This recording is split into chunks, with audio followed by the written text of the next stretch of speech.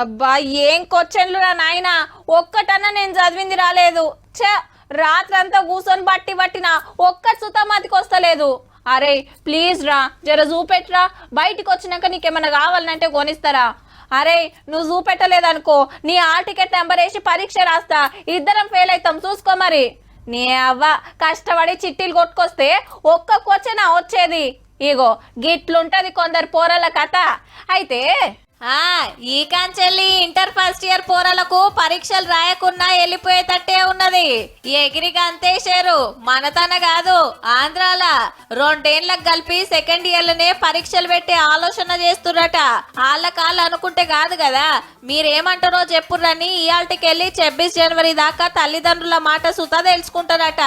అగో 17 పరీక్షలు పెట్టి ఇప్పుడు గట్లెందుకు ఆలోచన చేస్తున్నారంటే సిబిఎస్ఈ తొవ్వల నడుస్తున్నట్టు. వాళ్లకు 10వ తరగతి తర్వాత 11వ తరగతిల పరీక్షలు ఉంటాయి. సీదా 12లనే. 2 తెలుగు రాష్ట్రాలలో తప్ప దేశంలో చాలా రాష్ట్రాలు గదే తొవ్వల పోతున్నాయి. ఈ కాంచెల్లి మనం సుత అట్లనే పోదామని ఇంటర్ బోర్డు ఆంధ్ర సర్కార్ కు చెప్తే, సరే స్టూడెంట్లను పబ్లిక్ ను సుత ఓ మాట అడుగుదామని సర్వే చేస్తున్నట్టు. మార్చితోని ఈ ఏడాది అయిపోతది. ఏప్రిల్ మేల కాలేజీలకు ఎండాకాలం సెలవులు ఉంటాయి. వచ్చేడు నుంచి ఫస్ట్ ఇయర్ పరీక్షలు క్యాన్సిల్ చేసే కోపున్నదట. పిల్లల మీద చదువుల ఒత్తిడి తగ్గుతది, పోటీ పరీక్షలు ప్రిపేర్ అయితానికి ఛాన్స్ ఉంటదనేది మనోళ్ళ ఆపోచన.